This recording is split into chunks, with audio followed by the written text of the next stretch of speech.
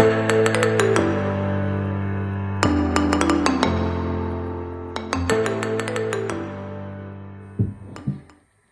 guys, welcome back to my channel. It's Hallo. I'm back with yet again another video. So in this video I'm gonna be telling you about my unemployment story, and this is a story that I've been sharing so close to my heart. I've shared it on my WhatsApp statuses, and people love it on here. So let us get it right into it. Before we get started, my friend Ovoye just recently released her CD titled "Thank You," Volume Number 2. This is her second album, and let me just tear this out. I hope you guys can see this well. So please do look her up. She has a YouTube channel, by the way, going by the name of Voye, and she has on there her music, so do check her out. This one is yet to be put on there, but for the meanwhile, she's selling out her albums. They are 150 Namibian dollars. So do consider. For those of you in Nana, I do have a few CDs in stock. I'm actually so proud about this particular album because we actually had to design this cover together. Like, homegirl literally had trust issues because service providers kept failing her, and I just encouraged her, like, girl, you can actually design your own CD cover in Canva. And she went ahead, she came up with something, I perfected it, and here we are. The album is out, so please contact her. I just hope you can see that. Like, it looks so good, guys, and I'm proud of you, girl. So in this video I'm going to share about my unemployment story.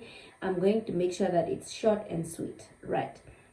So I know that we are living in unprecedented times. Like, the economy just went downhill, and we have a lot of graduates that are just home, literally.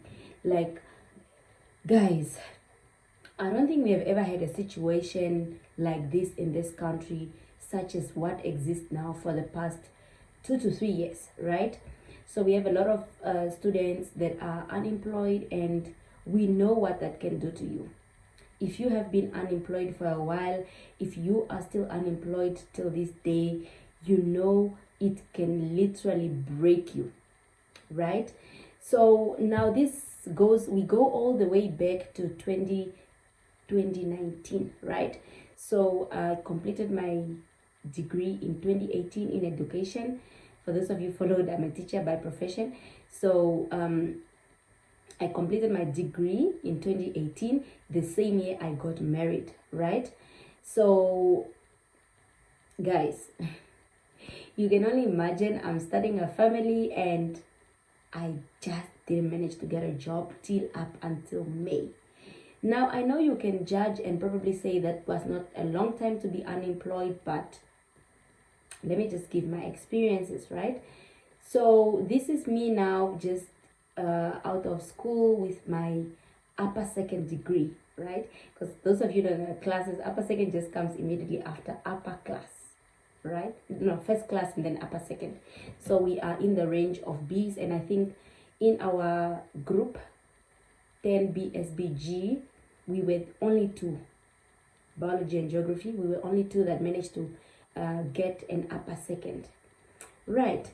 So now you can imagine that sometimes we have perceptions of ourselves. Like, sometimes these perceptions come from others, sometimes we build these perceptions over time. And yeah, I had this perception about myself, like, I mean, I got an upper second, guys, I deserve a job right now, like, what? And then I just never got a job up until I graduated.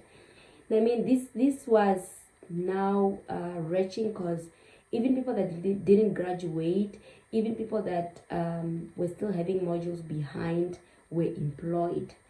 And like, we meet at every interview with some of my classmates, and we know, like, when you're so outspoken, and people just think Guys, people think you are a threat, huh? Like they, like you meet with the others, and sometimes you get that perception of, I'm gonna get this, and not because you're gonna get it, but it's because even people make you feel like you're gonna get it. And this has been me running up and down interviews. And I remember this prayer that I prayed to God. I asked him to just give me a job close to home. Now, if there's one thing that I'm so sure about what God can do in your life, is that he listens to your prayers. He listens when you pray for the first time, and he answers just that one prayer. You know, he says that his word does not return him void. And I think it goes all down to him knowing where he wants to place you and where he needs you to be. That's the most important thing, because you know, everything that happens for a reason, right? Now, this was me running up and down. I even remember going to Oshana. Guys, I live in Enana, and I remember praying for a job close to home. So how practical was that? Now, if there's one thing that I learned from this experience, is that God can actually let you wander off for as far as you can go, until you actually confirm that he is God, and he's only the one that can do things that are impossible to man. He's the only one that can do what he says that he can do. So this is me actually dawning upon another one of the interviews that I've had.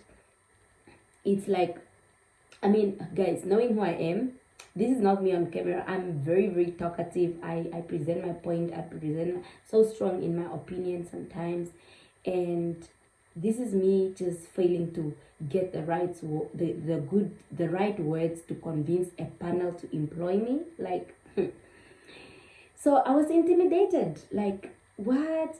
So like, all of a sudden, I can't convince people that I deserve a job. So I think what I eventually had to learn is that everybody loses in life. Everybody loses, and when it's your time to lose, you will lose. And it's up to you to actually keep the confidence, to actually keep the faith, for you to keep going. If there's something that we are learning about the human mind, is that defeat really, really, really starts in the mind, right? Joyce Meyer speaks about how the mind is a battlefield, and this cannot be further away from the truth. So I remember now being called by one of the principals, like, yeah, no, I heard that you don't have a job. I'm advertising a post at my school, so maybe you can consider apply. And I'm like, you know what? I think I'm gonna apply for this. I mean, this is a guy who has been my class register teacher from grade 8 to grade 10. So he knew me, right? So I'm like, I'm definitely gonna get this. I convinced myself that I'm gonna get it. So I went out there, prepared for the interview. It was it was just oral and then practical. You have to go to class to present how you teach. So oral went swift, and then I moved on to the practical part, where I had to go to the class and actually monitor a class and actually teach a certain topic. Now, what actually hurt the most was that I had notes from my grade 12 holding that particular topic. I remember very well, it was asking me that they were asking me to teach high level the role of the hypothalamus in osmoregulation. Now, somehow I knew this, but it was just not coming out. So I stepped in that class, and I remember just feeling so so embarrassed, because I just couldn't deliver, and I'm somebody that just on the go. So I really felt embarrassed, and I think it took me actually understanding that me getting a job didn't depend on my ability to articulate myself, how well I speak, how well I put my words together to convince a panel of people to employ me or to give me the job. And that it depends on where, number one, God wants to plant me. Number two, it also depends on the desires that I have in my heart. At a point, I just wanted to work close to home, because I was just not gonna do a long distance marriage. And yeah, it really relied upon God's appointment, right? God's right timing. He will let you go up and down, but do not get discouraged because your time is coming. Now, I have just a few verses that I got from the Bible that I actually corresponding with what I'm talking about. Isaiah 60:22. God is saying that when the time is right, I, the Lord, will make it happen. And I think sometimes we panic, sometimes we compete with people, and we just get into this frenzy of a race where we are just trying to make it. And it's not wrong, right? It's not wrong, and you just have to keep going no matter what. I know failure upon failure can be a little bit discouraging, but do not give up. Do not give up. Do not let your mind be defeated, because the moment you are defeated in your mind, then you are defeated literally. And do not lose the faith. I've seen people literally choose not to believe in God because God is not solving their problems. And yeah, I don't think we truly understand the magnitude of the words that we read from the Bible. I don't think we actually get to reflect so much on the promises of God upon our lives. He says he has good plans upon your life. Plans that are good, plans that to prosper you. Just keep the faith while you wait on him to deliver. I remember always just praying that song by is it Elevation Worship, or is it I'm not quite sure. I will maybe insert it somewhere there.